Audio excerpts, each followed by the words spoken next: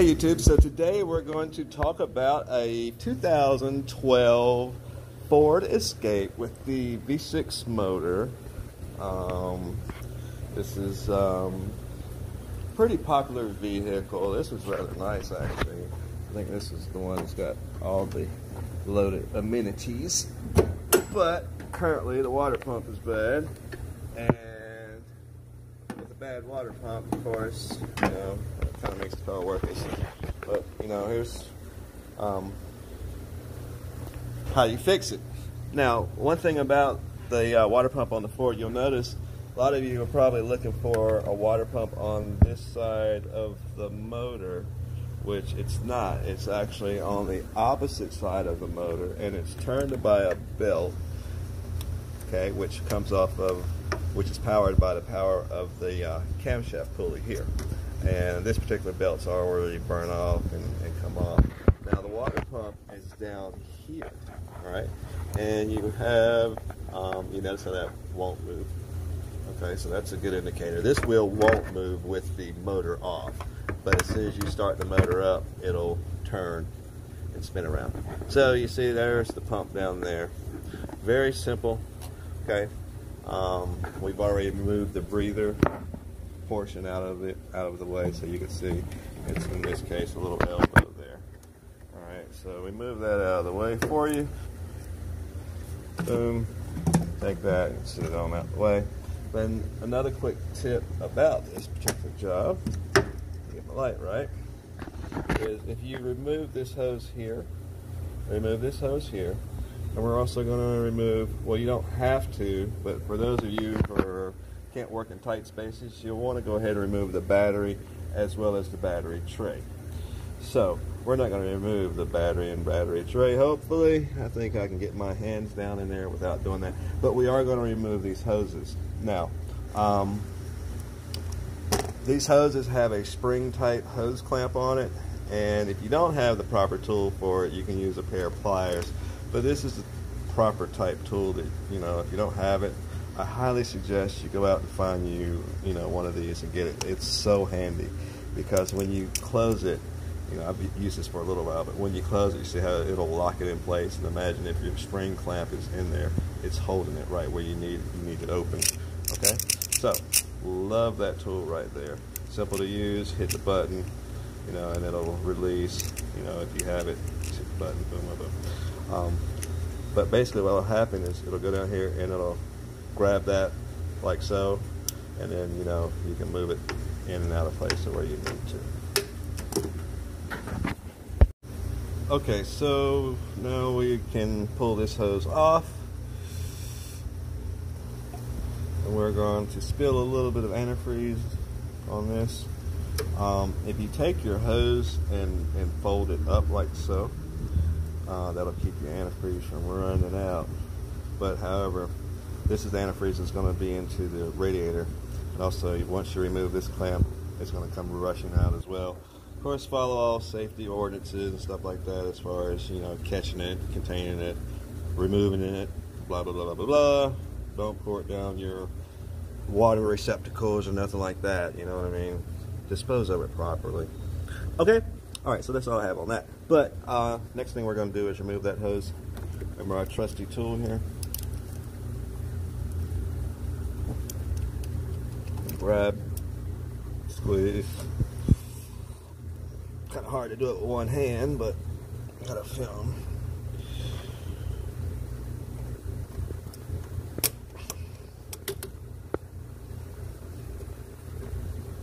Okay, so you see that? Knock the light down, but boom, there we go. That hose is slid down out the way now. So from there, we can remove this hose. I will have to pause for a second to remove that hose. Keep from making a mess, but we'll be right back. Just a second. Okay, so now the next step that we have these hoses out of the way. As we folded that hose there, the upper hose we folded over here. And we still have coolant in it. And that's going to save you cost because you're using coolant if your coolant is, of course, good. Now, Down here, you'll notice you have 3 bolts on your water pump. We have one here at the top, which is here. There's one down here at the bottom. See that right there? Got my fingernail on it. And on the opposite side of that, there's one back here. See my finger? And one back there. Let's see if I can get some light on it for you. Alright. See that bolt there? Right there. So you want to get that bolt. You want to get that bolt. And of course you want to get that other bolt there. Okay?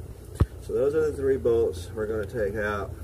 And then that water pump, it should, well, it will fall right out of the hole, the housing that it's sitting in. Now I can't take those bolts out and record because I'm doing this, single-handedly today, and I don't have a tripod or anything here with me at the shop. So I'm going to pause that, remove the bolts, and then, do you really need for me to show you how I take a bolt out? I just thought about that part. Somebody leave a comment on that question right there. Okay, here's a tip.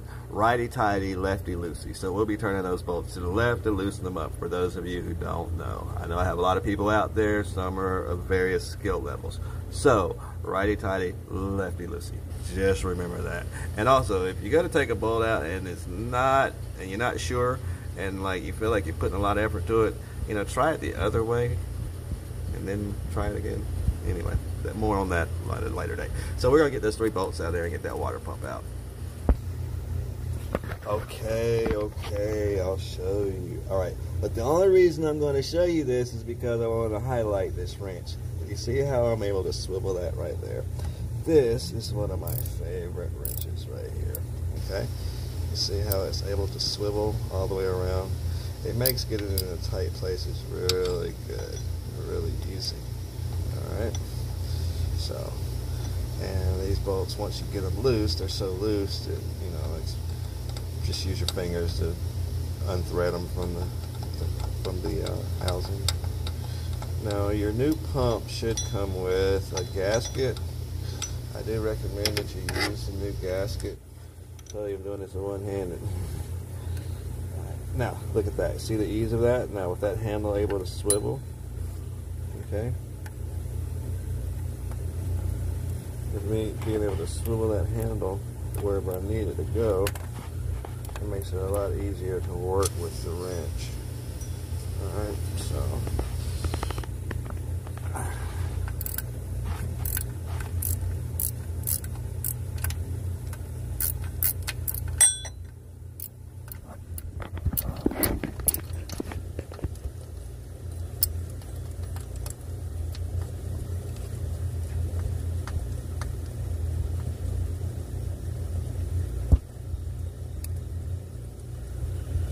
Now also, this is an aluminum housing, of course aluminum motor. Don't do this whenever the car is hot. You run the risk of bending bolts, breaking bolts, complicating your job. Also, you could also scald yourself with the hot antifreeze coming out. I know some guys are like, oh, it's not going to be that hot, but some of you guys aren't quite used to hot antifreeze, and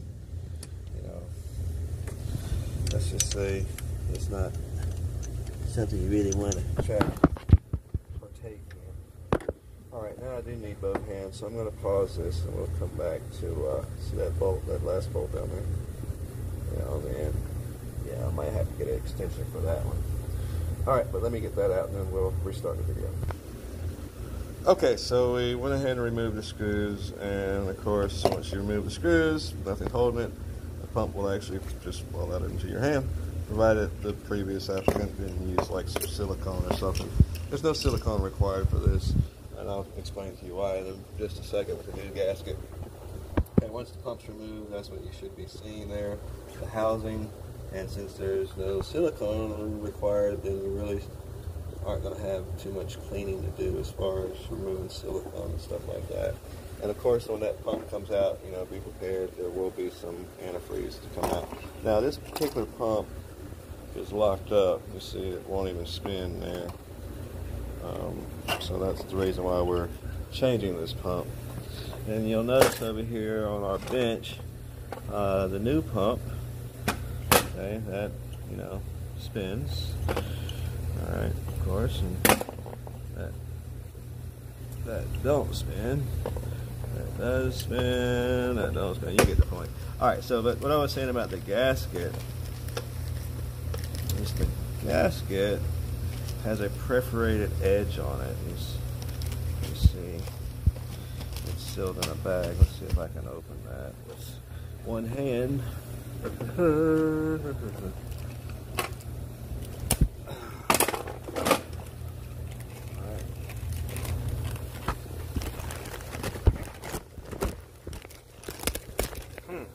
Okay, there we go. See that edge, that beveled edge on the gasket there?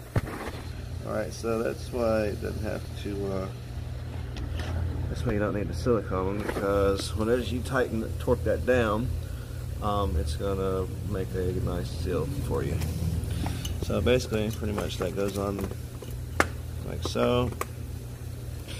And you can tell from how it goes on because you see the notch right there at the top.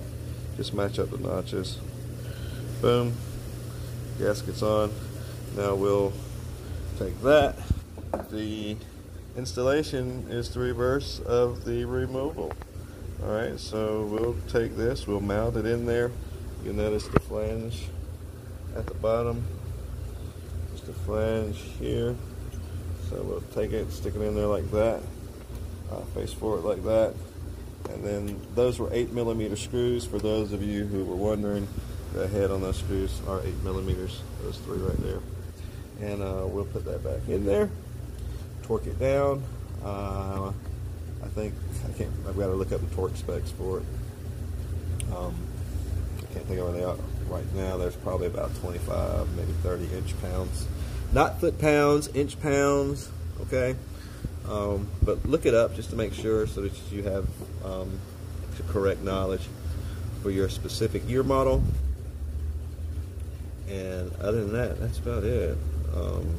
Oh yeah, and how to put the belt on. Let me get the pump on, then I'll show you how to put the belt on. Alright, so now we have our new pump on there. We have our new gasket on there. That's what it should look like for you. Now we'll put the belt on. After we put the belt on, we'll connect this hose, that hose, and we'll top it off with antifreeze. Start it up, let it run, and that's the completion of the job. So let me get the belt and I'll show you how to put that on, and we'll be done for the day. Okay, so now we have the belt, and we're going to put that belt on. You'll notice this application does not have a tensioner like on the Cadillac versions of this setup. It doesn't have it. Those will have a tensioner.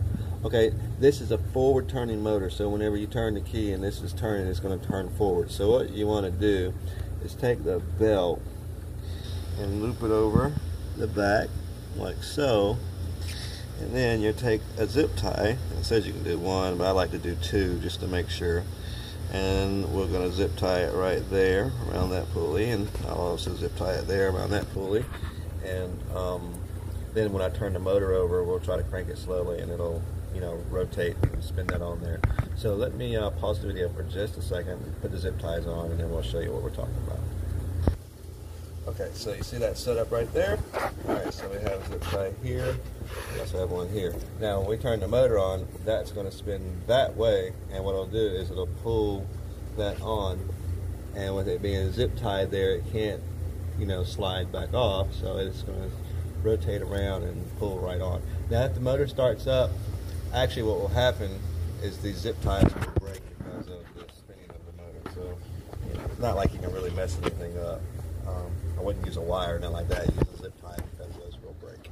Alright, so we'll go and start the vehicle up.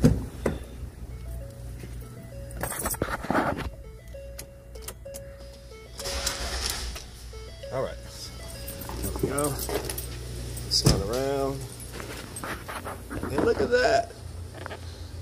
belt's on. Notice, just like I said, the zip ties, they break away. And that belt is like really tight. So that's just a little trick. The auto part, there's one of the zip ties, the remainder of one of the zip ties in there. So the auto part store, they were like, oh, you want me to sell you a zip tie? Yeah, they want to charge me $3 for a zip tie. I'm like, you lost your daggone mind. I can go to Harbor Freight and get a whole bunch of them for a lot less. All right, so now that we have our belt on, this job is pretty much finished. We'll need to reconnect our hoses. So we have a hose here. Okay. From our special tool, the hose clamp tool.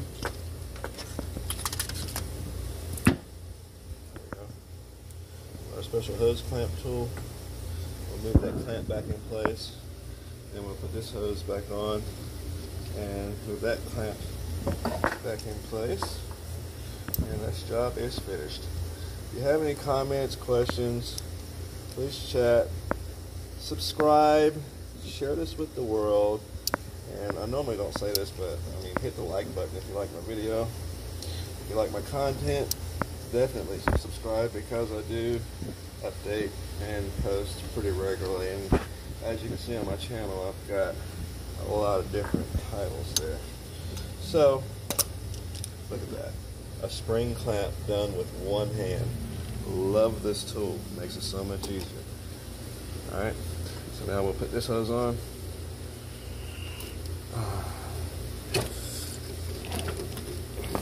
You know, one thing about being a mechanic or working on cars is, you know, if you have the tools, it makes the job so much easier.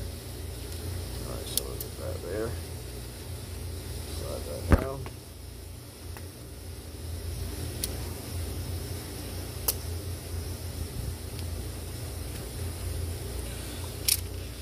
Reposition it. Anyway, you get my point. Oh yeah, and last thing, you want to fill up your reservoir with antifreeze. Of course, on here it says 56 mix of, you know, water and coolant. All right, well, that's it. I'll get that hose on there and put the elbow on there. That's the end of the job. If you have any questions, please comment, post, chat. And that's how you repair the water pump on a Ford Escape with the Duratec 24 valve. Excuse me. 3.0 liter motor. If you have any questions or comments, post chat. Or if you have a request of a particular fix on a particular type of car, we get a lot of different stuff in here at the shop. So let me know and I'll see if I can accommodate your wishes. Until next time, have a great night.